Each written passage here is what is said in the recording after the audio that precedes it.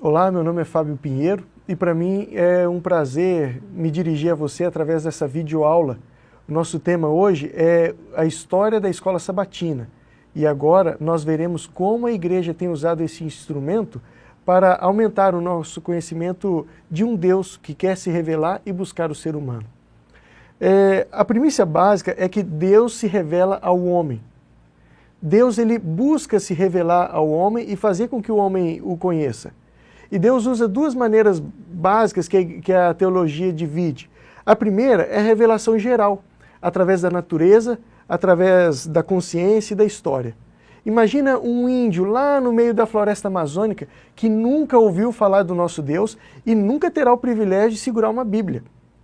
Ele conhece, ele reconhece através da natureza, ele vê o ciclo da vida ali. Isso tudo ajuda esse índio a perceber que há um Deus criador e que o mantém. Ele, sua tribo e todos os seus queridos.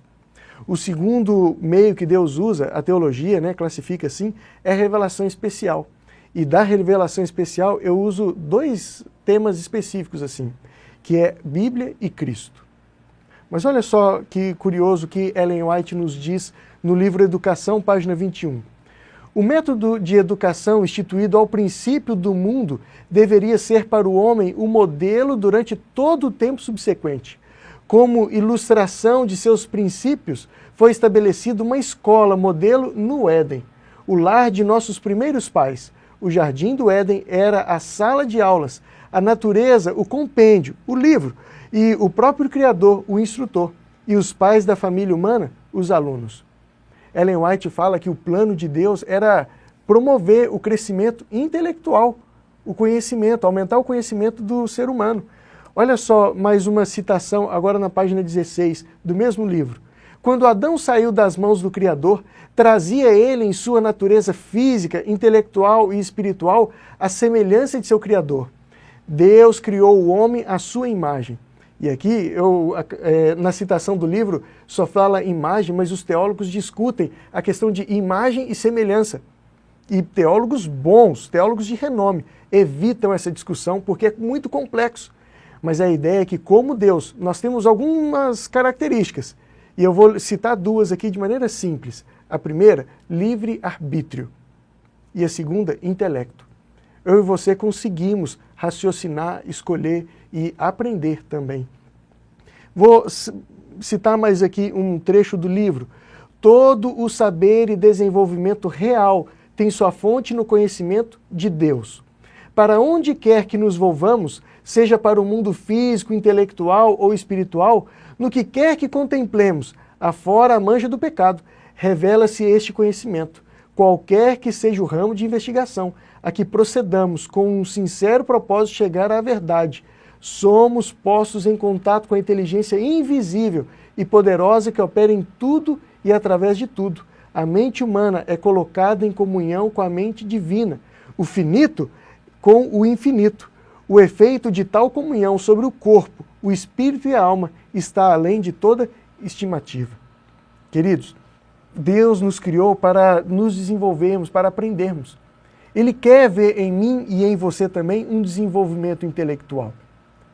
Ele usou diversas maneiras e instrumentos para se comunicar a nós. E eu tenho em mente aqui a revelação especial. Ele usou pedra, aqui não é a pedra dos 10 mandamentos, é a pedra de Roseta, uma pedra muito importante porque a humanidade tinha dificuldade para traduzir algumas línguas e aqui a mesma mensagem em 3 idiomas diferentes e facilitou o desenvolvimento de traduções e tal.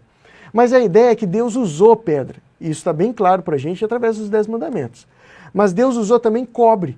Aqui são folhas de cobre que estão num museu da Jordânia. É uma folha de cobre, aqui a gente vê algumas letras em hebraico aqui. Deus usou pedra, usou cobre, usou o papiro. E na época do Egito e em diante também é muito comum o papiro. Deus usou rolo, e aí rolo de couro. Era uma folha de couro bem grande. Aqui se escrevia e à medida que ia lendo a mensagem, o rolo ia sendo trabalhado aqui. Deus usou também o couro, mas no formato de códex. O couro, ele sobreposto com páginas costuradas aqui, né, quadradinho, cortadinho como o livro que a gente conhece. Ele era cortado, costurado aqui e o formato parecia o livro que a gente usa, só que não como nós conhecemos, né? Não papel e sim couro. Deus ele usou vários instrumentos, vários elementos para deixar registrada essa história, a sua revelação, a história da salvação. Mas o maior instrumento, como eu disse no início, foi Cristo e sua palavra. O Evangelho em Cristo, a morte de Cristo, toda a sua mensagem, Deus encarnado aqui, foi o maior instrumento da revelação. Seres humanos conviveram com Deus.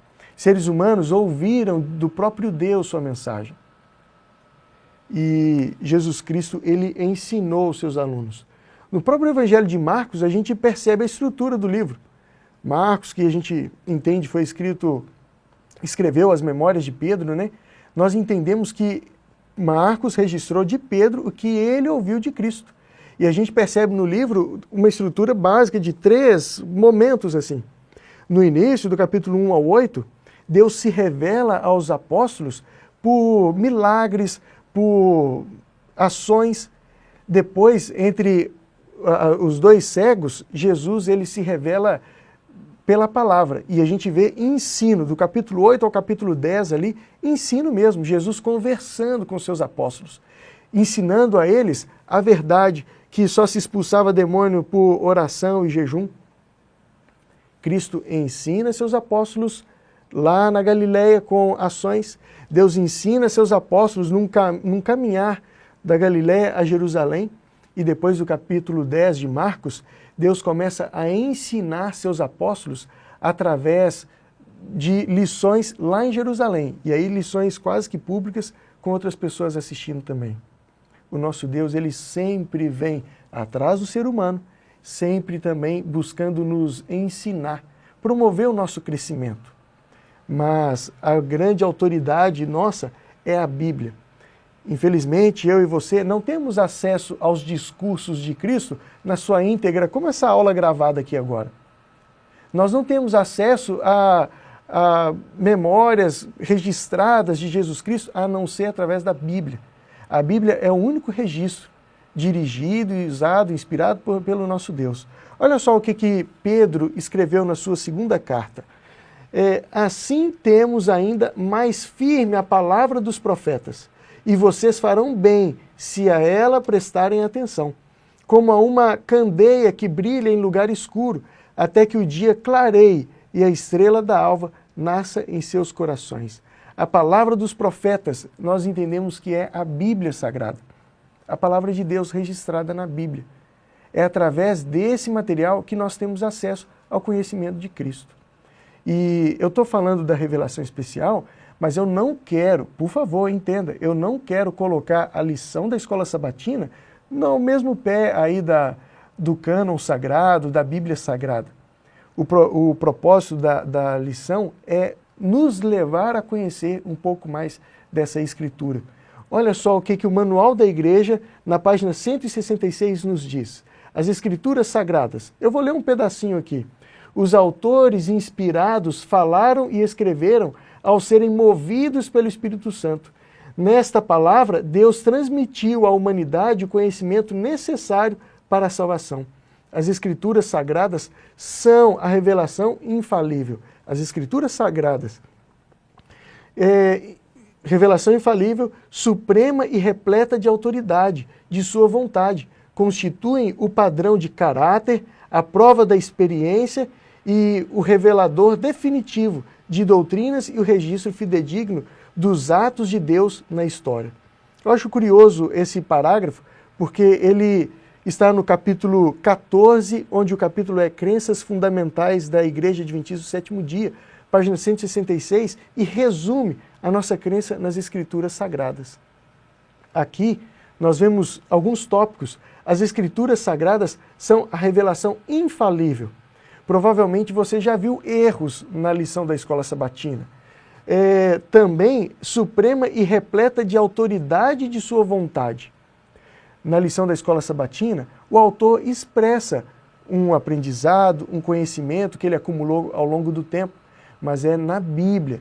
E sempre a lição da Escola Sabatina nos leva à Bíblia. Sempre nós somos desafiados a lermos a Bíblia, sempre somos desafiados a buscar na Bíblia respostas que colaboram com o tema estudado. Eu vou chamar sua atenção aqui para outros pontos, como o que está escrito aqui: constituem o padrão de caráter. O padrão de caráter é o padrão de certo e errado, o modelo ao qual deve ser seguido. O modelo é o Fábio? O modelo é o fulano? Não, o padrão a ser seguido é o padrão divino revelado nas Escrituras. E a lição da Escola Sabatina, dependendo do tema que trabalha com questão de caráter, questão de costumes, cultura, é a prova da experiência. Quando nós vamos para esse mundo pentecostal e neopentecostal, onde querendo mostrar, lá ali pelo século XIX, querendo provar que a ciência a ciência do seu lado queria dizer que a Bíblia não tem valor, o sobrenatural não existe. E aí surge a ideia pentecostal de que não, o Espírito Santo é real. Olha só, eu tremo, eu babo, eu gesticulo, eu pulo. E a prova da experiência deve ser a Bíblia, a nossa fé deve ser na Bíblia. E o revelador definitivo de doutrinas e o registro fidedigno dos atos de Deus na história. Revelador definitivo de doutrinas só a partir dos escritos sagrados. Temos Ellen White, temos lição da Escola Sabatina, mas doutrina apenas a partir do escrito sagrado. E fidedigno dos atos de Deus na história. Pode aparecer um monte de evangelho apócrifo aí, mas nós vamos nos ater à Bíblia.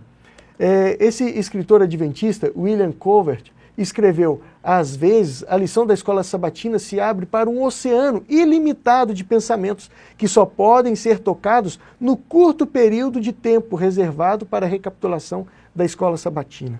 E você sabe como, às vezes, a discussão é acalorada no contexto ali da classe da Escola Sabatina. E como os temas são variados, a cada trimestre vai se mudando ali o tema abordado. E aqui eu trouxe capas de algumas lições da Escola Sabatina, uma de 2013, onde se trabalhou o santuário, uma de 99, onde trabalhou a natureza do homem, e uma do ciclo anuar aqui, do primeiro trimestre do Rol do Berço. Na lição da Escola Sabatina, trabalhamos com temas diversos. E isso é uma ferramenta poderosa que a igreja usa para aumentar o meu conhecimento, o seu conhecimento, o conhecimento de uma igreja mundial, de um Deus que é eterno e cuida de cada um dos seus filhos.